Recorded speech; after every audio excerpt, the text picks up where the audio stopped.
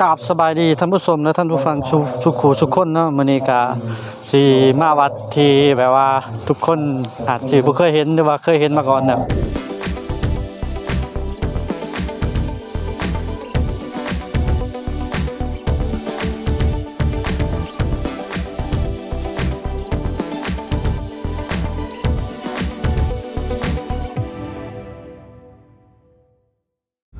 ก็ต้องบอกว่าวันนี้เราก็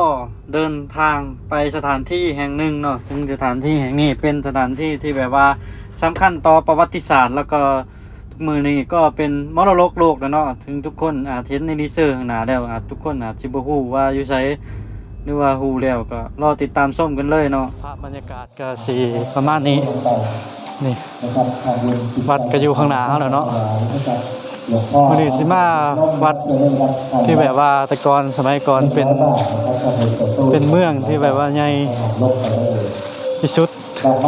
แต่วันนี้เขาก็มาย่างลินนี่ก็คือบริเวณรอยรอบเนาะสิ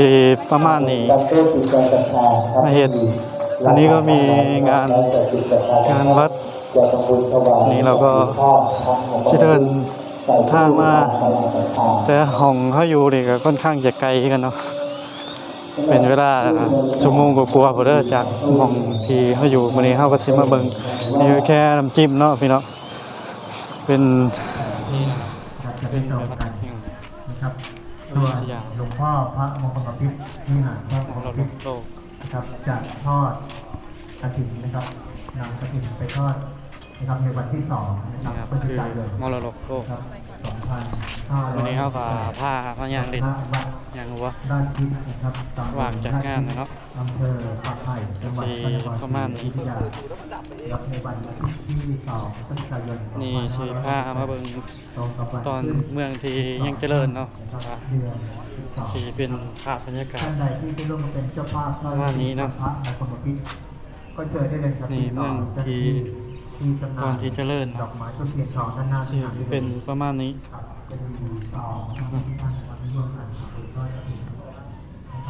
นี่ครับวัดพระศรีเพชรรูปแบบสันนิษฐานนะครับแบบสันนิษฐานนะครับ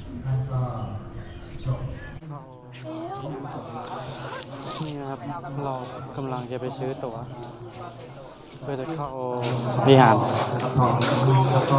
ไม่รู้ว่าต่างชาติกี่คนคะ2 คนขอบคุณค่ะ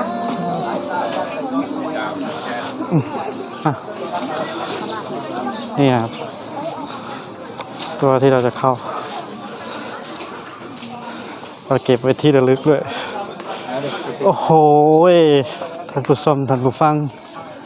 ใครบ่เคยเห็นเนาะประวัติศาสตร์แห่งยิ่งใหญ่ที่สุดของที่นี่ดูข้างหลังโอ้โหเป็นไงทุกคนไปที่เขามาเนาะนี่นะครับก็จะมีทางให้เข้าย่างไปเรื่อยๆมาดูของความมันก็ต้องบอกว่า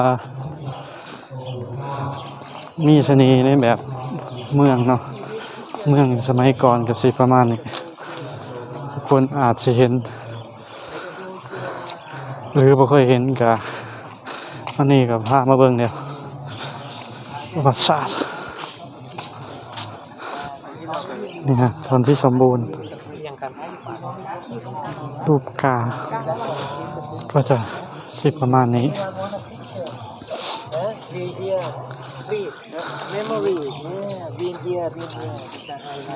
โอ้โหต้องบอกว่ายิ่งใหญ่ดีแล้วที่สุดคือที่สุดเลยเบิ่งทุกคนโอ้โหสวยไม่มีคำบรรยาย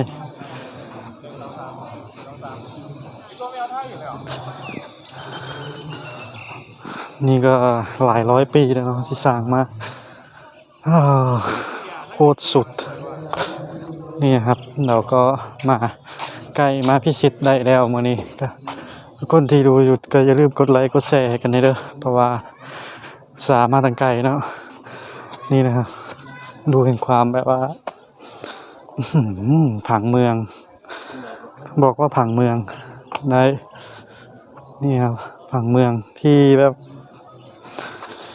สลายตามกาลเวลามันมีอีกอย่างที่สิมันคงได้นะ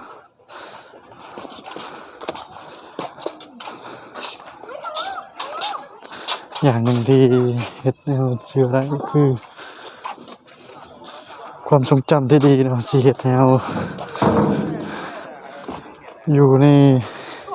ความทรงจำที่ดีการเวลาเป็นการที่แบบว่าให้ทุกคนได้จำในเรื่องสิ่งดีๆเนาะก็ประมาณนี้เป็นครั้งก่อนที่เราได้มายางแต่ต้องบอกว่าเฮามายางอยุธยาวัดเก่านี่ก็เป็นรอบที่2แล้วเนาะเราก็เคยมายางแล้วทีนึงแต่ว่ารอบนี้เป็นรอบที่แบบว่า Amazing สุดๆเดี๋ยวเราสิพาทุกคนย่างไปเนาะคันว่ายางอ้อมนี่คือสิคลิปประมาณเป็นชั่วโมงพุ่นแหละเนาะพี่น้องเฮาก็สิแบบว่าย่างให้แบบทุกคนเห็นภาพบรรยากาศเนาะบรรยากาศตอนนี้ก็ถือว่าโอเคเลยเนาะฟ้ากำลังครึ้มนี่นะครับทุกคนฟ้ากำลังครึ้มๆบ่ได้มีโคตรสุดคือถ้าจะเป็นเรื่องแบบประวัติศาสตร์เฮาก็บ่ค่อยรู้เนาะเพราะว่าเฮาก็เกิดเพิ่งนึงนี่เฮาก็อ่านมาในนั้นอันนี้ถามว่าทุกคนอยากดูแบบว่าเจาะลึกแท้ๆก็สิมีให้ทุกคนได้เบิ่งอยู่เนาะเฮาก็สิให้ทุกคนเบิ่งได้นี่ก็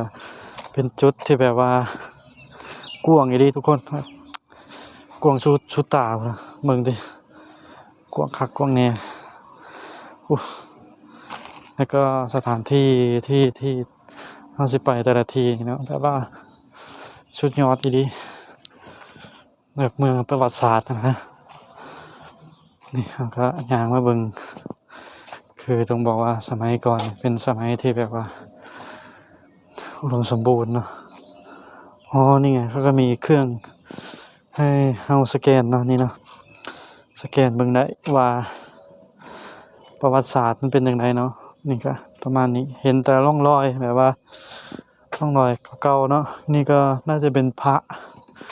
เป็นหยังเนาะนี่ก็สิเป็นประมาณนี้น่าจะเป็นหอพระเนาะนี่ก็ที่พี่โซพาท่านผู้ชมมาเบิ่งนะนี่ครับก็จะเหลือไว้สำนีเนาะนี่ทุกคนเห็นนี่ฮะนี่สิประมาณนี้นี่นะครับคือเหลือไว้สำนีนี่น่าจะเป็นหอพระเก่าเนาะแล้วก็อธิษฐานบ่ถือกันเนาะว่ามันเป็นจังไดให้ทุกคนเบิ่งเอาเองนะว่านี่เหลือแต่ความทรงจำเนาะก็สิอย่างที่คนเนาะบ่มีไผหยุดเวลาหลายก็มีแต่ความดีแล้วก็ความดีที่ยังมั่นคงวันนี้ก็ต้องบอกว่าอากาศโคตรดีอย่างชิวๆแบบเด่นเนาะแล้วก็ขับรถมาทางไกลนี่แหละครับเมืองมรดกโลกเนาะพี่น้องเมืองแห่งประวัติศาสตร์ที่ทุกคนมาแล้วก็สิต้องมาถึงอยุธยาเนาะก็เป็นหม่องที่ว่าที่เฮาได้มาเยี่ยมเยียนมื้อนี้ครั้งนี้แล้วก็ตอนนี้เนาะเฮาสิพาท่านผู้ชมทัวร์ว่าพีระมิดเก่าๆมันนี่นะครับอยู่ข้างในไม่รู้เป็นอีหยังคือกันเนาะนี่แนวผังเมืองลายสันเอง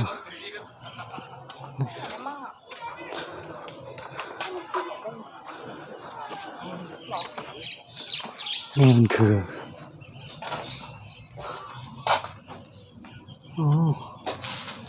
เป็นทางเข้าด้วยไม่รู้นะครับ เข้าได้แต่ไปไม่ได้เนาะนี่แหละชนีย์ของประวัติศาสตร์นี่มีประตูขึ้นทุกประตูนะครับนี่ครับทุกคนจะเห็นหรือเปล่าทุกคนเห็นว่า แต่ว่าเขาปิดไว้เนาะครั้งก่อนจะมีคนมาหรือว่ามีพิธีสังอย่างนี่มันก็มีทางขึ้นนี่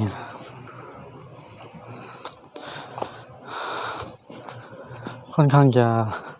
โคตรล่มลื่นเลยเนาะมีแต่ต้นมะกะทันเต็มเลยนี่ทุกคนที่เขายางพานไม่ใช่ต้นมะกะทันเลยไม่มีต้นอย่างอื่นเลยต้นมะกะทันทั้งนั้นนี่ที่ใหญ่ผมบอกว่าทุกคนเห็นแล้วคลิปนี้ก็เช่นเคยนะอย่าลืมกดไลค์กดแชร์กันนะอุตส่าห์ขับรถมาตั้งไกลนะมาถ่ายคลิปให้ทุกคนได้เห็นนี่ว่าในเบิ่งเป็นบุญตาสำหรับใครอยู่บ้านอยู่เมืองบ่ได้เข้ามาเมืองไทยเนาะเฮาก็สิถ่ายไปเบิ่งว่าเมืองไทยในแบบว่าในแบบว่านี่เดิน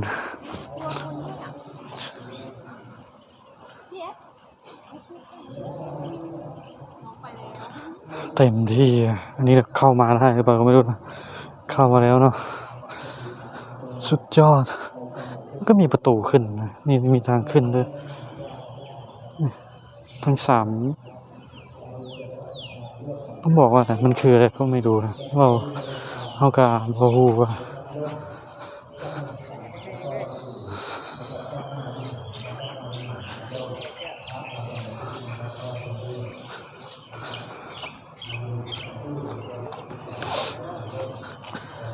ถ้าสมมติว่าเป็นตอนกลางคืนเนาะมาย่างแถวนี้เล่นเนาะก็คือสิแบบว่าร้อนๆจะได้โอ้โหเนาะอันแล้วแต่นะเพราะว่าเฮาก็คันว่าบ่มีคนมาย่างนี่เฮามาย่างดินคนเดียวเฮานี่ก็สิรู้สึกแบบว่าร้อนเลยเนาะเพราะว่าสถานที่มันอำนวยความร้อนอยู่แล้วนะเพราะว่ามันค่อนข้างจะเป็นซากเพื่อหักพังเนาะนี่ครับนี่ก็ส่วนที่เหลือไว้อยู่ให้เราได้ดูก็มีแต่ฐานแล้วก็ตัวนะครับเสียนไม่อยู่นี่ครับเป็นพระใหญ่เป็นที่เหลือไว้เป็นพระที่ตะกอนเนาะนี่เราก็ได้มาทั่วให้ทุกคนได้เห็นได้เบิ่งแล้วนี่นะอยุธยาเมืองโบราณหรือว่าเมืองมรดกโลกนั่นเองมีโอกาสได้มาย่างทั่วในสถานที่หลายๆสถานที่นะครับ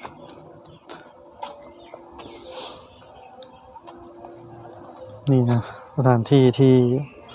เขาก็จะมีนี่เป็นที่นะครับสำหรับการมาเดินนี่นะครับก็จะภาพบรรยากาศประมาณนี้โคตรนี่นะครับเมื่อคำบรรยายต้องบอกอธิบายภาพบ่ถูกโคตรสวยแล้วก็ลึกลับมีความแบบว่าสยองไปในโตเนาะแต่ว่าคือคนเราเนี่ยว่าถ้าบ่มีไผมานี่ก็คือแบบว่าแต่ว่าถ้ามามองในมุมนี้ก็โคตรสวยนะถ้าเป็นแบบสมัยก่อนสีสันเต็มยังอยู่ครบนี่โอ้โหต้องมองดูคุณมองดูภาพเหมือนภาพวาดเลยมีภาพวาดเลยเนาะนี่โคตรสุดนี่นั่นแหละก็คือการว่าเอาเลยมาเดินดินในสักครั้งหนึ่งเนาะแต่ละครั้งแต่ละเทือนะ อย่างดินได้มีโอกาส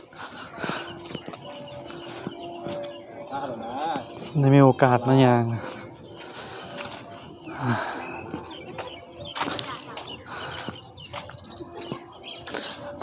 โอ้โหลม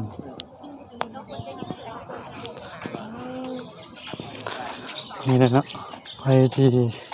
ไหนมา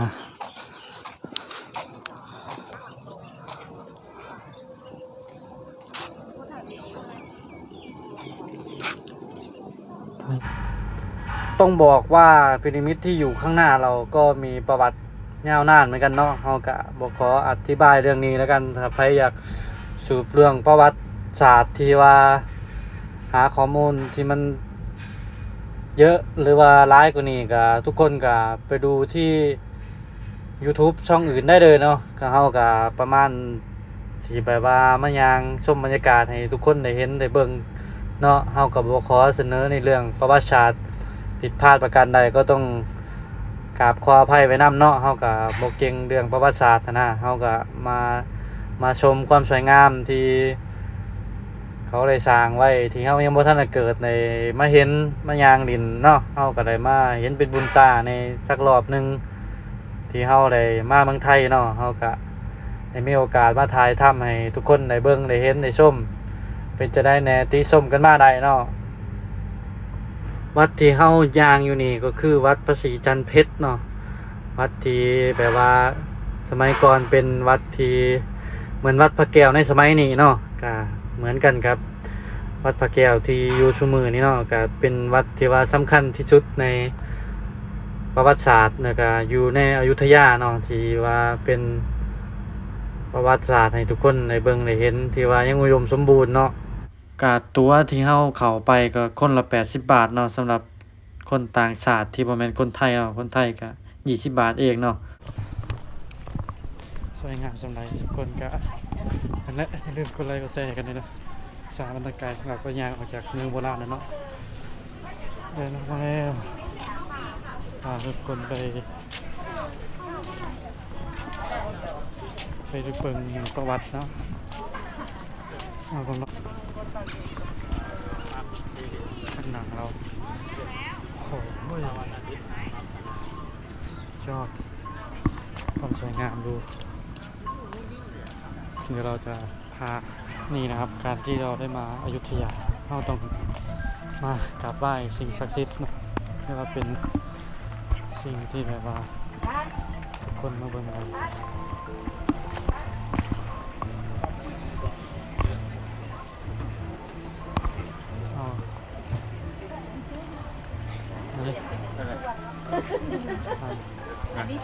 20แล้วแต่เราวันฝนตก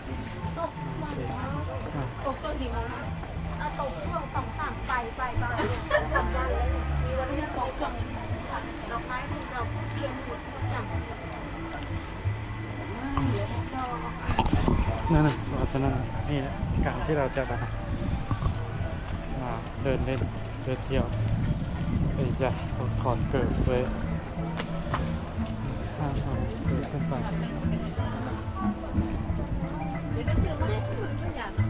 ตามกล้องวงจรปิดต้องถอดเกิดไว้ถอดไว้แล้วก็เดินขึ้นไป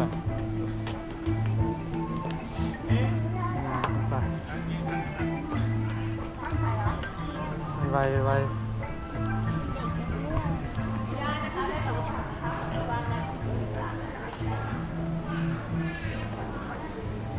ตัวนั้นโตซะแล้วอ๋อฮะถอดดิเนี่ยครับการต้องบอกว่าทุกคนที่มาอยุธยาก็อย่าลืมเนาะมากราบไหว้สักการะสิ่งศักดิ์สิทธิ์เนาะหรือว่ามาไหว้พระขอพรในสิ่งที่เราอยากเห็นอยากทำเนาะจะได้ประสบความสำเร็จเนาะในหน้าที่การงานหรือว่าในลานความรักเนาะแล้วก็อย่าลืมมากราบไหว้สักการะสิ่งศักดิ์สิทธิ์ในหลายปีหรือว่านานๆที่เราสิได้มาย่างจังซี่เนาะก็เป็นภาพบรรยากาศที่แบบว่าจดจำไว้ในครั้งหนึ่งที่เฮามีแห้งได้มาย่างเบิ่งภาพบรรยากาศหรือว่า มากราบไหว้นี่สิ่งศักดิ์สิทธิ์เนาะก็ต้องบอกว่าคลิปนี้ก็เป็นคลิปที่บอกว่าสำหรับพวกสายทำบุญเนาะหรือว่าเป็นสายแบบสายมูลเนาะก็ดูคลิปนี้แล้วก็สิมีความสุขมากๆเลยแล้วก็เพราะว่าเฮาก็ย่างมากกับแบบว่ามากราบไหว้พระหรือว่ามาย่างชมพระราชวังเก่าเนาะก็คลิปนี้ก็ถือว่ามาเอาบุญนำกันเนาะถือว่าส่งบุญให้ท่านผู้ชมท่านผู้ฟังที่เบิ่งอยู่ให้สุขภาพแข็งแรงนะครับเงินทองไหลมาคิดจังไรก็ให้ได้จังสั่นเด้อสาธุเราจะพาท่านผู้ชมเด้อทุกคนมาสักการะสิ่งศักดิ์สิทธิ์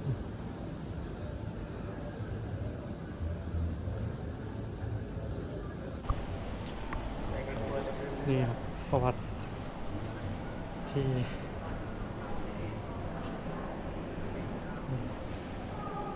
ประวัติศาสตร์สมัยก่อนในภาพที่ได้ถ่ายไว้ให้ทุกคนได้เบิ่งนะ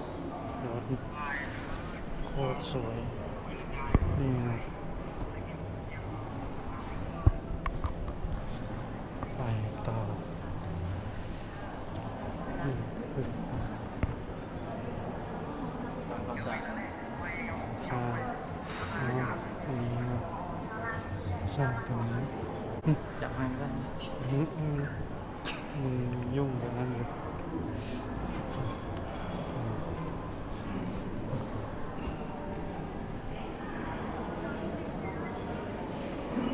ไม้อะไรนะต้องบอกว่ามีความเชื่อนี่ต้องขอให้ว่าเราก็มีมือเดียวนะมือหนึ่งขาดถึงที่แล้วก็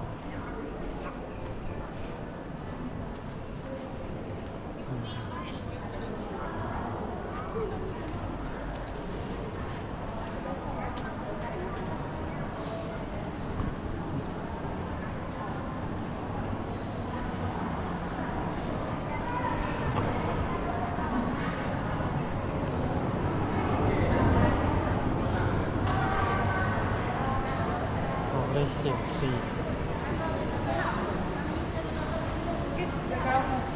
แล้วก็จบเดินลง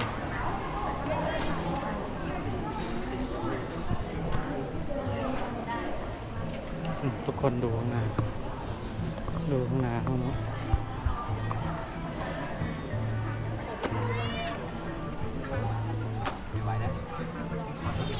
ก็เป็นจังไดกันแน่เนาะภารกิจที่เข้ามาอยุธยาก็แบบว่าครบเครื่องเนาะมาเบิ่งมรดกโลกแล้วก็ย่าง ไม้ทุกเทียนทองนะครับทำบุญใส่ตู้ตามกำลังศรัทธา แล้วก็ นะครับ ได้ เสร็จแล้วนะครับ มาแบบว่า เมื่อท่านได้ดอกไม้ทุกเทียนทองอะไรนะครับท่านก็เดินไปถอดรองเท้าไว้ที่ชั้นด้านล่างนะครับมีชั้นเก็บรองเท้าไว้ให้ท่านนะครับที่ สิ่ง วาง ศักดิ์สิทธิ์ที่ ค ว่า รับ อยู่คู่บ้านคู่เมือง จุดทูบเทียนนะครับก็เดินขึ้นไปด้านบนนะครับที่ศาลหลวงพ่อนะครับที่ด้านบนชั้นที่สอง คนโคตร นะครับมีหลวงพ่อจำลองนะครับประดิษฐานอยู่นะครับท่านก็จุดธูปเทียนที่ ต้องกลับขอลาวัดแห่งนี้ไปนะครับ ยังไม่สามารถ แต่ยังไม่จบนะครับ เราก็จะเดินทางไปอีกนอกจากที่เอาสิมางานราชวังเก่ามีตลาดให้ทุกคนซื้อของที่ระลึกนะแล้วก็เสื้อผ้าย้อนยุคก็อยู่ตรงนี้กันหมดนะนี่นะครับทุกคนไปที่ว่าหิวแล้วก็มาซื้อของที่ระลึกนะสายใหม่อยุธยา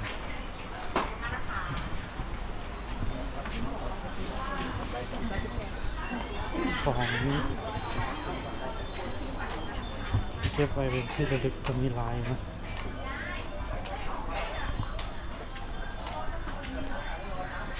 โคตรสวยทุกที่นี่นะครับถ้าไปบางอย่างกับหิวจากการเดินเมื่อยก็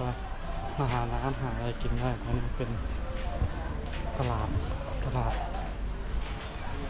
สดมันก็ตลาดทั่วไปสะดวกไปแบบว่าให้ทุกคนมาซื้อของซื้ออะไรของฝากก็เยอะๆในร้านนะครับที่เป็นประมาณนี้ภาพบรรยากาศโดยรวมจากนี้ไปเราคงจะเหลือไว้แต่ความจำและวิดีโอที่เราได้ถ่ายไว้คนกำลังเริ่มตกไปต่อเฮากำลังสิขี่รถไปอีกจุดหนึ่งเนาะเพิ่งจุดนี้เป็นจุดสำคัญที่แบบว่าไผมาเราก็ต้องมาเบิ่งเนาะวันนี้เฮาก็สิเดินทางไปที่แบบว่าขี่ช้างเนาะที่ทุกคนมาแล้วก็ต้องมาอยุธยาแล้วก็ต้องมาขี่ช้างเนาะวันนี้เฮาก็สิเข้าไปเบิ่งเนาะก็ถ้าว่าบ่มีคิวเฮาก็สิขี่เนาะแต่ว่าเบิ่งจากคนภายในเนาะคือสิหลายแท้เนาะมื้อนี้เฮาก็อุตส่าห์ว่าสิมาขี่ช้างเนาะก็เบิ่งจากสภาพคนแล้วเฮาก็โคตรยาวเลยติดไว้คลิปหน้าเนาะคลิปนี้ก็คือบ่ได้ขี่เลยล่ะเพราะว่าคนต่อคิวกันยาวอีหลีเฮาก็เลยแบบว่าเฮาก็เดินทางไปอีกจุดหนึ่งเนาะเพราะว่าเวลาเฮาไปมันก็จำกัดแหน่ก็ไผที่ว่าอยากไปหรือว่ามีแผนว่าสิไปอยุธยาเนาะก็มีหลายหม่องหลายบอนที่แบบว่าเมืองแห่งมรดกโลกหรือว่าเป็นประวัติศาสตร์เนาะเฮาก็ยกตัวอย่างให้เบิ่งวัดที่เฮาย่างมาแล้วก็คือวัดประชีสันเพชรเนาะวัดที่เฮาสิมุ่งหน้าไปก็คือวัดใหญ่ไชยมงคลนั่นเองเนาะเฮากำลังสิมุ่งหน้าไปก็พอได้มาแล้วก็บ่ควรพลาดเนาะเป็นวัดที่แบบว่าบ่ห่างจากวัดที่เฮาย่างมื้อนึงปานใดเนาะก็ประมาณ5หรือ15นาทีเนาะขี่รถไปเนาะนี่เฮาก็มุ่งหน้าไปต่อเราก็มาฮอดวัดใหญ่ไชยมงคลมาอีกวัดหนึ่งเนี่ยเนาะผู้ชมเราอยู่ใกล้ๆหรือว่าเป็นทางเมืองเท่านั้นแล้วก็สีมาอย่างพระใหญ่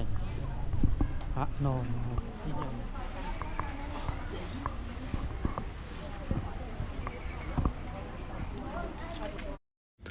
เฮากับมาฮอดเนาะวัดใหญ่ไชยมงคลเนาะก็เป็นจุดเด่นที่อยู่ข้างหน้าเฮาเนาะเป็นพระนอนที่ใหญ่บอกว่าใหญ่ดีใหญ่ที่สุดในย่านนี้เนาะก็ต้องบอกว่าเป็นวัดที่ไผมาแล้วก็บ่ควรพลาดมากราบไหว้สักการะสิ่งศักดิ์สิทธิ์เนาะก็มีหลายจุดหลายหม่องหลายบอนที่ให้เฮามากราบไหว้ต้องบอกว่าคลิปนี้เป็นคลิปที่แบบว่าผู้ใดสายทำบุญนะแบบว่าต้องมักคลิปนี้ต้องบ่ควรพลาดเนาะคลิปนี้ก็ถือว่ามาทำบุญในหลายๆปีในหลายรอบที่ได้เฮ็ดคลิปทำบุญแบบนี้เนาะปกติก็สิอยู่นำป่านำเขาหรือว่าอยู่ไปทัวร์ไปเรื่อยน่ะเนาะแต่ว่าบ่เคยแบบว่าสิมาเฮ็ดคลิปแล้วก็สายทำบุญแบบนี้เนาะเป็นวัดที่แบบว่าสายมูมักอีหลีเนาะนี่นะครับเราก็ย่างมานี่ครับผู้คนในการมากราบไหว้สิ่งศักดิ์สิทธิ์ที่ฮะก็อย่างที่คนเห็นนะครับวันนี้เราก็มาอีกที่หนึ่งเป็นวัดอีกที่นะครับที่ใกล้ๆกันซึ่งบอกว่าเป็นจุดเด่นที่นี่ก็คือข้างหลังเราบนเราต้องมาพิชิตข้างบนให้ได้นะนี่ก็ต้องบอกท่านผู้ชมท่านผู้ฟังก่อนเนาะจุดประสงค์ที่เฮาสิเดินขึ้นไปหอเจดีย์หรือว่าอิหยังเฮาก็เอิ้นบ่ถือกันเนาะน่าจะประมาณว่าเจดีย์เนาะจุดประสงค์ที่เฮาขึ้นไปนั่นเองเฮาก็ไปร้องเสียงโศกหรือว่าไปร้องเสียงทายเบิ่งว่าเฮาสิโยนเหรียญลงในใจกลางของต้องบอกว่าข้างบนหัวนี่เนาะใจกลางนี่ข้างบนก็สิมีแนวโยนเหรียญเนาะเฮาก็เลยแบบว่าทุกคนที่ขึ้นไปก็ไปโยนเหรียญลงว่าเสียงโศกว่าสิแบบว่าอุดม ในตามคำขอที่เฮาได้ขอไว้ทำบุญไว้บ่เนาะเฮาก็เลยแบบว่าจะไปพิชิตหรือว่าเฮาสิไปยุ่นเดือนเบิ่งในสักครั้งหนึงเนาะมื้อนี้เฮาก็อย่างที่ทุกคนเห็นนะเนาะคนก็หลายอีหลีเนาะเฮากำลังสิขึ้นไปก็ต้องรอคิวเพราะว่าเขาก็ต้องถ่ายรูปเก็บภาพบรรยากาศเฮาก็ต้องถ่าแน่แล้วก็ย่างนำเนาะเพราะว่าบางจุดที่เขาถ่ายภาพเฮาก็บ่กล้าย่างขึ้นไปเนาะมันก็แบบว่ารอเขาก่อนนะมันก็เลยเป็นว่าจุดแบบว่าแออัดจะน้อยเนาะเพราะว่าทั้งคนถ่ายรูปทั้งคนแบบว่าย่างขึ้นเนาะมันก็ธรรมดาเนาะทุกคนที่ได้มาก็เก็บภาพบรรยากาศเนาะบ่แม่นว่าเฮาสิได้มาซุมื้อซุเว้นเนาะเฮาก็แบบมาแบบว่านานๆมาทีเนาะมื้อนี้เฮาก็ตั้งใจสิไปยูนเหรียญลงเนาะแต่ว่ามื้อนี้เฮาสิลงหรือบ่ลงก็ทุกคนก็รอลุ้นเนาะว่าพรที่เฮาขอไว้จุดประสงค์ที่เฮาอันนี้ว่ามันสิสำเร็จบ่น่ะเนาะมื้อนี้เฮาก็ลองมาเสียงทายเอิ้นว่าเสียงทายบ่หรือว่าเสียงหยังน่ะบ่ฮู้คือกันแต่ก็เอิ้นไปก่อนน่ะเนาะเพราะว่าเฮาก็บ่ค่อยได้ฮู้สายทำบุญคือกันเนาะเสียงทายเสียงดวงเบิ่งนี่แหละเนาะว่าเฮาสิยูนลงบ่แต่คนก็อย่างที่ทุกคนเห็นเนาะก็ค่อยคอกันไปบางคนก็เก็บภาพบรรยากาศคือเฮานี่ก็ได้มาถ่ายคลิปเอาไปดูนะครับที่ต้องไหว้มือเดียวนี่ก็เป็นดูข้างบนไม่รู้ว่าคนเห็นหรือเปล่ามุมเดี๋ยวชมเรียน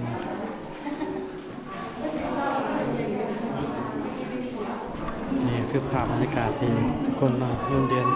ยุ่งกาต้องบอกท่านผู้ชมท่านผู้ฟังก่อนนะครับว่าเฮากะมื้อนี้เฮาก็ยุ่นโลกเนาะเป็นสิ่งที่แบบว่าเฮาดีใจอีหลีเนาะเป็นว่าคำขอเฮาก็คงสิสมบูรณ์หรือว่าสำเร็จเนาะก็กราบสาธุนำเนาะ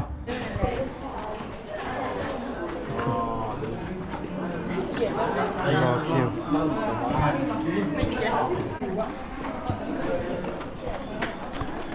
วิวโคตรแล้วทุกคน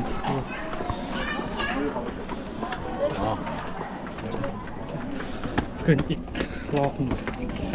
โอ้โหขึ้นมาอยู่เทิงก็โคตรเย็นเลยนี่ หันหน้ามาค่ะหนึ่ง วิวนี่นะทุกคน วิวสิหลังนี้วิวรอบทิศทางเนี่ยที่พาทุกคนมายางเบิ่งวิวรอบๆทุกเมืองอยุธยานี่นะครับนี่เป็นพระขาวสำหรับมาถ่ายรูปแล้วก็ทำได้หลายรูปแบบ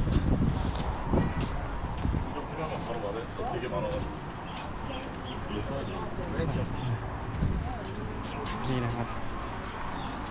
เห็นไหมที่ก็มาจอดมาถึงนอดที่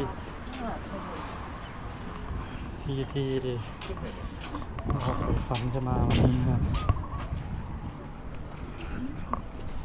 วิวให้ทุกคนดูวิว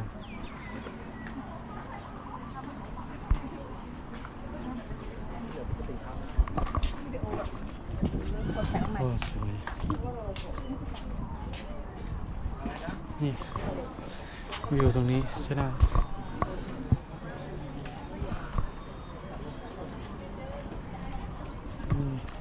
ถ่ายทำแลบโอ้โคตรสูงมองไปเสียแบบว่าแต่วิวที่สวยที่สุดคือตรงนี้พี่น้องวิวสวยมากดูข้างล่าง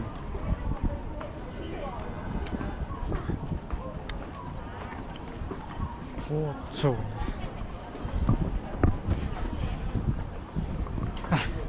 ลงไหนก็ไปลงอีกเส้นทางที่ลงไปนะประมาณนี้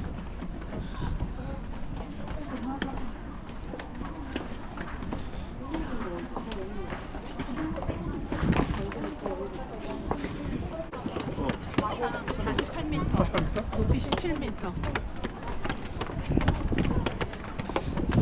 ทางเป็นทางส่วนขึ้นเนาะส่วนขึ้นส่วนลง มาสำหรับคนมาถ่ายรูปเก็บภาพบรรยากาศที่ระลึก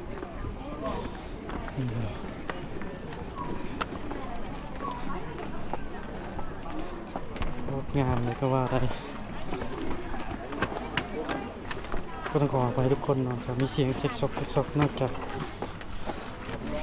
คนมันหลายอีดีโอเคก็ได้มาถึงมาจอดพอฮอดมาถึงแล้วที่เหลือก็แล้วแต่บุญกรรมเนาะที่เราเลยนี่พระก็โคตรหลายนะนี่